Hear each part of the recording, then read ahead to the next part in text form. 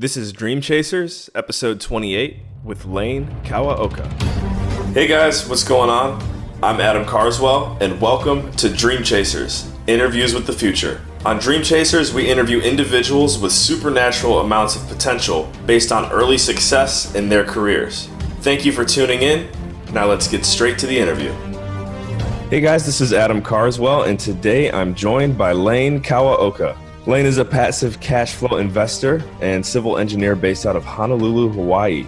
He's originally from Honolulu, went to University of Washington, so he's a Husky, and now he lives back in his hometown. Lane, thanks for being on the show today, and do you have any opening remarks for our listeners?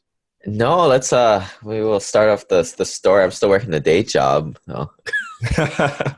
No worries. We want you to tell us a little bit about that. So, and a quick background on Lane. I know him through another person that I work with and should have on the show here pretty soon, Hunter Thompson, who's the owner of Cashflow Connections. Hunter's had Lane on his show before, and we also got to connect for the first time last month in LA for the Intelligent Investors Real Estate Conference. And Lane has his own podcast. And so him and I really also resonated on that topic. And he's only been doing it for a few years, less than he's been doing anything else in his career. And so that's what we're going to focus on today, is how he's really been chasing his dreams and curating the Simple Passive Cashflow podcast. So Lane, can you tell us about the Simple Passive Cashflow podcast? How long have you been producing that? Yeah, so I started in early 2016. Prior to that, I graduated college in 2007, went to work at a construction firm and, just was a construction supervisor.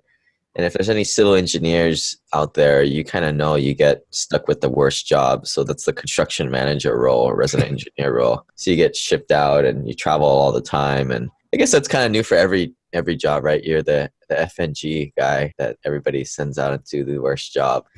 So I did that and, did that for a while. I was traveling 100% of the time, and I just started investing in single family home rentals because at first I thought, everybody's supposed to buy a house to live in, which is kind of false in my opinion these days. But, I rented it out for $2,200. The mortgage was $1,600. So for like an early 20-year-old kid, that was a lot of beer money. So that was kind of how my investing got started.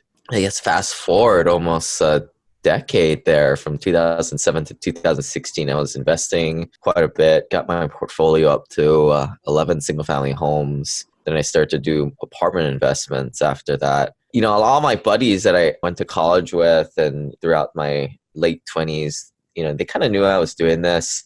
Everybody asks a lot of questions, and, it's real estate, so very few people actually do something. So that's why I made this podcast, because I got so tired of answering the same damn questions every single time. I like to help, but it's frustrating when people don't do any. So that was how it all kind of started. Right. And I've seen that happen before. Maybe you could talk a little bit more about it. Would you have a lot of people kind of asking you certain questions, but not taking actionable steps after you would advise them? Right. I was living in Seattle, and then, I bought my first couple rentals in Seattle. So people were always like, oh, that's cool. You're making money with that. And, I explain it. And it's very simple, right? Like income minus expenses, and you got to pay for some repairs. You pay for a property manager. Shortly after, I started to buy out-of-state rentals in Birmingham, Atlanta, Indianapolis, more of these $100,000 houses that rented for $1,000 a month or more. We call that the rent-to-value ratio is one of the first things you look at. You take the purchase price, you divide it by, or you take the monthly rent divided by the purchase price. So in that case, $1,000 rent divided by the $100,000 purchase price is 1%. Typically, you need to be above that 1% number for the numbers to make sense. So those would be the kind of the things that I would just repeat over and over again. So then, I was always listening to podcasts before that, different like the Paleo Diet at the time, or different fitness podcasts at the time. And then I thought it was an awesome medium. So I was like, well, why don't I just go make my own? Nice. And so it sounds like you first realized you had been investing for a while. I don't know if you said about 9 years or so. And so in 2016, was that when you realized that this was something that you wanted to take to the next level? Or was it after you made a few episodes that you were kind of like, wow, I really want to keep doing this? I think it really took me about like a year to realize what the heck I created. I started to receive these emails from people saying that they listened to the podcast and then they actually bought their first rental. And then I think more importantly, I met like a lot of like cool people, and then a few of them actually like we became pretty good friends. When I would go fly somewhere, we would like meet up and, strangely tell people that we met on the internet. A lot of like, folks like, it's like how you and I met, right? Like we're kind of into the same stuff. We've never met before, but like through the wonders of the internet, you kind of meet people. So it wasn't till that first year was over till I kind of was like, oh, this is kind of cool, right? Because before it was just like a means to just capture all this stuff because I was just horrible at writing English. This is just kind of my medium. What would you say is your why behind all of it? Obviously, you want to help educate your friends and those who are interested in doing the same thing as you. But is there a bigger why to all of this behind that?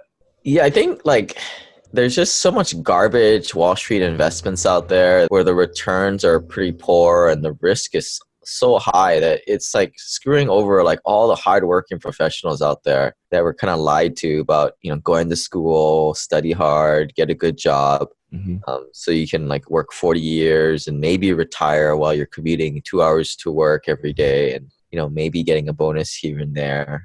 And I think it's just unfair that, the Wall Street has created all this marketing dogma to kind of funnel you to invest in these Wall Street assets, which again are not real, hard, tangible assets. I mean, real estate, I'm not really particularly like real estate, but it's a hard asset. You can leverage it with government-sponsored loans and it produces income. I mean, those three criteria are huge in my opinion. And I think by not going that route, like you're just giving up a lot of these fees and a lot of them are hidden fees, even though they'll tell you that the fees are like 0.01%, but that does include all the hidden ones out there. Right. So tell us a little bit more, because I know even at the conference we were at, it was like everywhere I was turning is a civil engineer here, civil engineer here. I don't know if that's a coincidence. At the end of the day, you're still in what you consider a day job, but obviously you plan on leaving it, eventually one day. What is life like in that day job environment, especially when you're kind of preaching about how good life can be on the other side? Yeah, it's kind of funny. Like I work with a lot of like doctors, lawyers, and engineers, but the vast majority are those engineer types. Kind of like, maybe it's like, I do a podcast, so I kind of talk like an engineer. So that kind of, attract, kind of like kind people. But my theory is like, engineers, we're pretty okay at the spreadsheet stuff. Real estate's pretty simple. So, engineers are not really scared away by numbers. Right. And the other thing is like engineers, we don't get paid very much too. So there's, we'll never like retire comfortably with the Mercedes and all this stuff. Yeah, you get paid like okay, start like, especially with a starting salary. And I think that's good for all the younger guys like who are engineers. Like you get paid pretty well. Your starting salary is like what, 60, 70 grand these days. You should be able to eat ramen noodles and like save half of that and like just buy a first turnkey rental in the first couple of years, no problem. But yeah, I still go to the day job because I've gotten to a point in my career where I don't take promotions. I try and find easier jobs to work. I used to work in the private sector. I learned a lot about how to work and about engineering, a little bit about engineering. I've kind of gone more towards government jobs where quality of life is better. I probably should quit here soon, but I like the people. It's finally become a little bit more fun. I don't particularly like what I do, but I like the people and it's easy money, And I don't know what I would do with myself if I stayed at home. I think today is it's a holiday, but I don't know. I'd probably eat junk food and like never put on real clothes. And I need a little structure, And this is the other thing that I've heard you casually reference your current job on your show before. And I know that's one thing probably for someone in your shoes that might be, afraid to do something similar, like start a podcast. And it's not like you're talking like down or bad about your job. It sounds like you're just very transparent about what it's like and how you feel. Are you ever concerned about, someone at work kind of being like, oh, Lane's not taking this serious? Or I'm just curious. It's just interesting. Well, I can kind of turn it around and say, hey man, I'm just investing in passive investments for God's sakes, right? Like, it's not like I'm trying to flip houses or wholesale houses here. Right. But I don't know, there's this other thing about living your life transparently or like you're not really caring what people think. Maybe that's easy for me because I'm kind of past that point where I can quit. I don't really need the job. I know a lot of people that are in my shoes that they still do work their day job, and they're kind of hustling on the side with the real estate investing. And a lot of times they'll have this they feel like fakers, right? Because in their job there's just kind of a minion who has to follow directions, but they got more money than that boss and that boss's bosses combined. It's Right. kind of funny. I'm kind of at a blank for what that's called, but it is a little bit like that. Yeah, But no, that's interesting. I definitely wanted to kind of hear your take on that. What would you say are the downsides to being in the podcast industry, and what are some of the positives? I mean, I think some of the downsides is that there's just a lot of competition out there, and it's just very hard to separate yourself. And it might be a space that's already saturated, right? I mean, it's a lot easier to make a podcast than it is a YouTube video. I think a lot of people are starting to realize what a good form of media it is, because the good thing is, like, we mentioned those poor souls that have to drive in the car 2 hours every day. Right. I mean, we all know we don't make any friends in our 30s, damn near our 40s anymore. I think you're the one who said this to me, because I just moved to San Francisco, and I'm like, man, who's echoing in my head right now? Someone I talked to said that you don't make any friends in your 30s, and Yeah, I read an article about that. I mean, you're a little younger, you still have a chance. I'm 28, so I got 2 years to risk it. Yeah, there's like an article out there. Nobody makes friends in their 30s. So like, if you hear a dude on the podcast every day, you start to sort of become friends with them. It's kind of scary. I mean, it's kind of similar how it was back in the day when, you have an actor, right? Like Mel Gibson or whoever. People feel like they know them. And it's like, dude, you don't know who, that person is. Like, you never met the person. Right. No, that's true. You definitely, I'd say podcasts, especially if you're really someone who's a strong follower, because you listen to oftentimes what that person's daily life is even like. And so you really do feel, I would say, again, I'll keep referencing our interaction. I kind of zoned in on and figured out who you were and where you were at the conference, simply because I had listened to you speak before. It's creepy, but I don't know how else you can explain it besides that. Yeah. I mean, it's repetition too, right? Like, because you kind of get multiple data points and you kind of develop who that person is. But nothing replaces the in-person thing. That's for sure. Yep, that's definitely true. So what industry leaders and role models are you inspired by, particularly in the podcast space? I like Tony Robbins. He has a podcast, but sometimes he has some other person run it for him. Gary Vaynerchuk was kind of someone who I kind of started out listening to. But, mostly, I try and stay away from these big guru types. Right. I think I just try and find in my sector, other real estate investors who sort of hit their number and they just sort of faded away. I mean, because that's my goal, is to just hit a certain passive cash flow number. I don't really know what it is, maybe $10,000, $20,000 a month, and then just kind of peace out. I'm just going to live my life, right? I don't know if I'm going to do a podcast. I don't know what I'm going to do. I'm probably still investing, but hey, I'm not going to be consuming every Gary V video every single day, right? You're not going to be hosting a 10X conference. No, that's not good. I mean, I think that's kind of the secret to life, is define your goals, go after it, feel good about going after something you set, but then figure out when enough is enough. Nobody stays to the end of the train. Only the weird people do. I might be one of the weird ones. I don't know. We'll find out. Well, I mean, we're all still in the hustle phase, right? So you stay on the train pretty long, but at some point things get boring, things get tiring. Yep, definitely gotta keep things fresh and new. I agree with that as well. If I'm doing the same thing over and over on a daily basis, eventually something else has to come into the picture. Where do you see yourself in 3 years, Lane? I probably will not be working my day job, most likely. I'll probably be just hanging out, doing some, not retiring. I don't really believe in retiring. I don't even like golf.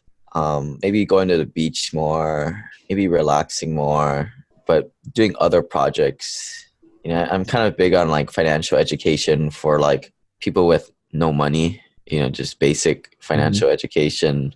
So that would be kind of nice to do that, but that requires some money and time to kind of get started. So that's my projects I'd like to do one of these days. Nice. That'd be cool. What advice do you have for other aspiring podcasters out there? I would say, make sure you're not doing it for the money, because it'll kind of show. People just think it's kind of lame, and it's just not worth it.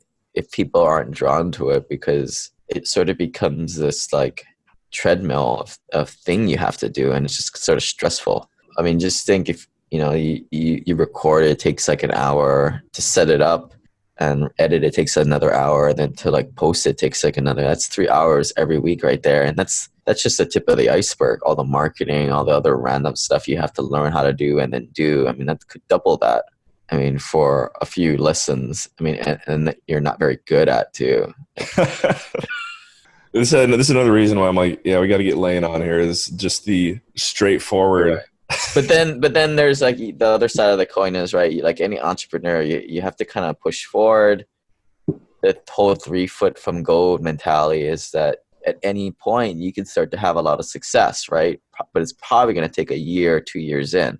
Yeah, definitely agree. I'd say it's a similar secret sauce that you'll find in almost any industry, which is stick with it. I know for me, I've noticed with any media that I've created, I do some videos as well, and you never know which one is going to generate the most traffic. You never know which one's going to be your black swan. And as long as you keep doing what you love, that's the other thing is like, you really have to enjoy sitting down and talking to people and have a desire for producing content for others to listen to. If you don't have that to validate what you said and you're just doing it for a publicity stunt, chances are it's not going to last very long. Right. It's kind of like being like an actor, right? I like that analogy because like you always think about those buddies who are actors that like aren't very good looking, they're not very fun in the first place, but they're like, well, what do you, no, man, I'm going to keep going after it. I'm going to keep doing it. Yeah, exactly. But all right, Lane, well, it's been a blast having you on, and I want to close this interview out with 3 fun questions so we can kind of feel like we got to know you a little bit more. Cool. And so you can answer these in any order you want, but the first one is, what is your favorite workout? Was your favorite beverage, and what was your favorite TV show growing up? So I used to do CrossFit, but it's gotten a little bit too much. I just work out with my trainer these days, and he's like this bodybuilder type. Nice. So that's fine. Like some leg days where I can't walk around and I fall down. So is he kind of helping you set weekly or goals or monthly goals, hitting targets, or is it just kind of like maintenance? Yeah, we don't really do that, the diet and the planning and anything like that. It's mostly just come in once a week and get a good workout and see what I can do the other days of the week by myself, or the other couple of days of the nice week. I don't want to work out every other day. Yeah, got to do what you want to do. So beverage, I would probably say it's soda water. I like that stuff.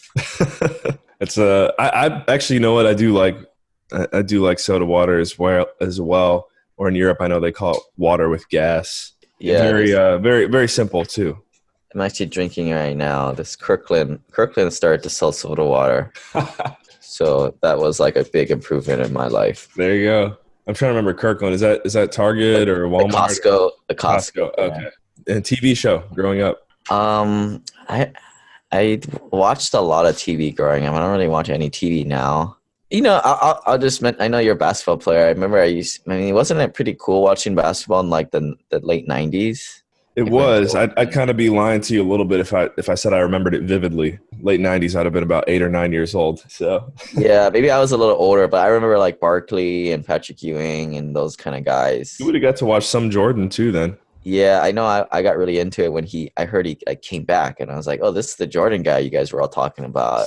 I never saw like the before he retired when he went to baseball, but I saw him after. So I saw that. I saw Space Jam. Yeah, you saw. Well, that was the second three-peat. Right. I think that came out then. Yeah. That's actually still definitely one of my top 3 movies of all time. And then also, I think, so you probably would have been watching around the time the Lakers first started winning too with Kobe and Shaq. I remember the first player I think I really became a big fan of as a kid was like Tim Duncan, which would have been like 2000 or like 2000. Oh man, how can you like Tim Duncan? He's very, very plain, very boring, but he's fundamentally sound and he gets the job done and he knows how to win. And that's my kind of person right there.